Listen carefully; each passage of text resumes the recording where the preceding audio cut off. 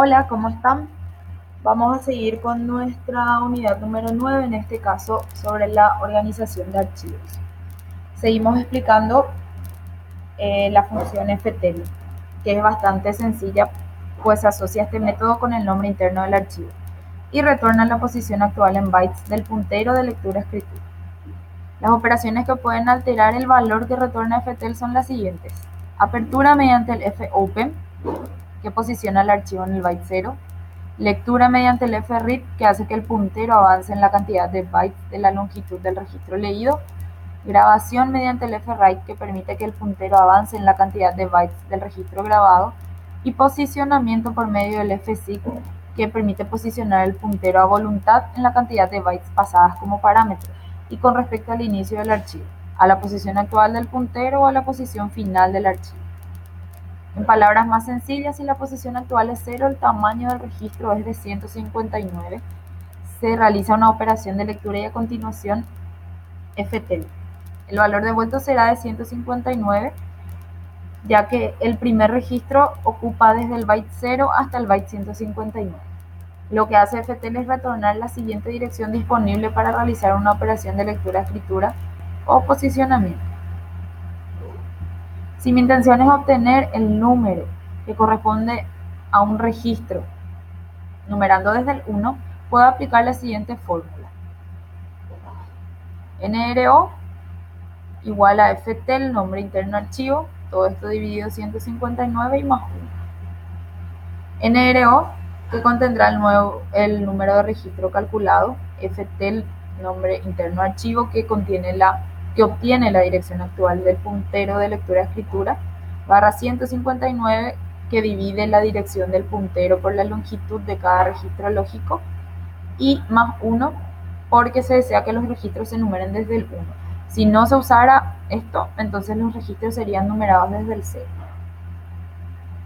Un ejemplo con el archivo libro es que si la dirección que retorna ftl es 318 y si aplico la fórmula, el resultado es 3, posición que corresponde efectivamente al tercer registro, teniendo en cuenta que el primer registro es el número 1. Recordemos que la sintaxis general del ftl es ftl y entre paréntesis nombre interno del archivo. El ejemplo de grabación de datos que vimos asigna en forma consecutiva y automática el número de registro. También se puede asignar un número de registro no consecutivo mediante la programación. Vamos a mostrar un ejemplo que permite agregar registros a un archivo directo relativo eligiendo la posición o número del registro.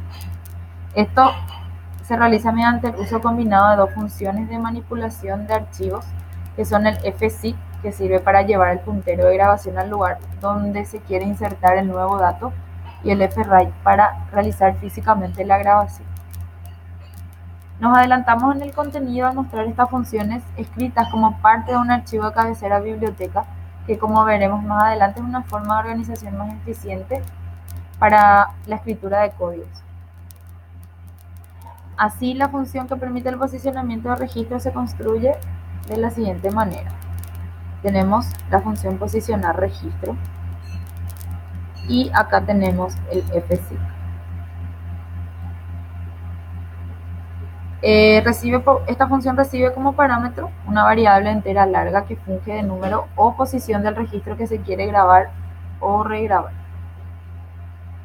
En esta línea se calcula el desplazamiento en bytes a partir de la posición 0 del archivo a ser grabado, mientras que en esta línea se posiciona efectivamente el registro en el lugar en el que se desea realizar la grabación.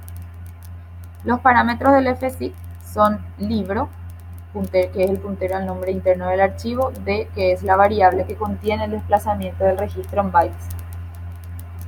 Esto significa cuánto espacio hay que saltar para llegar al lugar inicial del registro a ser grabado; seekset, que significa que el desplazamiento se cuenta desde la posición 0 del archivo. A propósito, acá tenemos la sintaxis general del fseek, que recibe como parámetros nombre interno del archivo, desplazamiento en bytes, inicio de desplazamiento, donde inicio de desplazamiento puede tomar estos valores: seekset, que implica realizar el desplazamiento a partir del comienzo del archivo, seek_cur desde la posición actual del puntero y seek_end desde el final de archivo. En cuanto a calcular desplazamiento, acá tenemos la función que recibe como parámetro el número de registro del cual se quiere calcular el desplazamiento. En esta línea lo que hacemos es restarle 1 al número de registro que se desea y multiplicarlo por el tamaño en bytes del registro. Por ejemplo, si el registro que quiero grabar es el número 3 y su longitud es 160, el cálculo sería 3 menos 1 por 160. Esto da como resultado 320. Significa que el registro número 3 se va a empezar a grabar desde la posición 320 del archivo, saltando desde la posición 0 hasta la 319, que corresponden a los registros 1 y 2. ¿De dónde se obtiene la longitud de registro? Para eso usamos el size_of, y en palabras entendibles significa calcular el tamaño del registro. Pero ¿cómo sabemos que R-libro es el registro? Porque habíamos definido al comienzo esta estructura. Lo que se hace en esta estructura es definir el libro como un tipo de dato nuevo y posteriormente se usa ese nuevo tipo de dato para definir el relibro. Pero lo que queremos es almacenar físicamente el registro y eso se hace en esta función, específicamente mediante esta línea, que graba el registro físicamente en el archivo libro con la estructura dada por RLibro, que a su vez está compuesto por cada uno de los campos que hacen a los datos del libro. Con esto demostramos que el concepto de la interrelación entre campo, registro y archivo. Esta porción de código visualiza globalmente el hecho inicial que nos llevó a esta explicación, en donde lo que se hace es ingresar el número de registro, se verifica la existencia o no y se procede a ingresar los datos. Si es que no existe, se muestra el registro,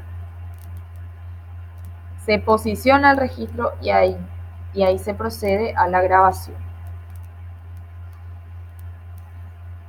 Con esto se demuestra cómo se puede elegir la posición del registro a grabar.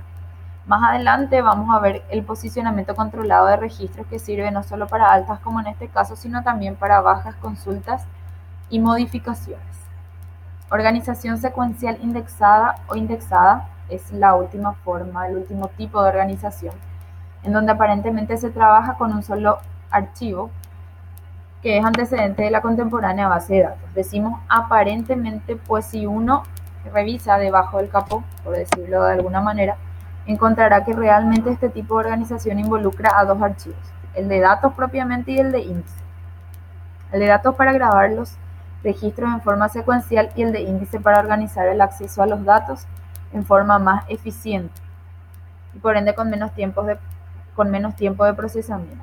Así, en nuestro ejemplo del archivo libro, podríamos tener los datos del libro con ISBN, título, autor, año de edición y editorial en un archivo, mientras que en otro podemos tener un índice para el acceso rápido, donde se asocia la clave alfanumérica ISBN con el número relativo de registro. Podría darse el caso de que se identifica un libro por su ISBN, el primer acceso sería el índice, buscando secuencialmente a qué número relativo de registro corresponde el libro. Una vez conocido el número de registro, podría acceder directamente al archivo de datos mediante este número relativo de registro, y de ahí es el nombre de organización secuencial indexada, porque se accede secuencialmente al índice para posteriormente acceder directamente a los datos. Lastimosamente, el lenguaje de programación C nos brinda la posibilidad de tener archivos indexados, y para poder tener esta facilidad se debe programar la indexación o recurrir a las bibliotecas de terceros.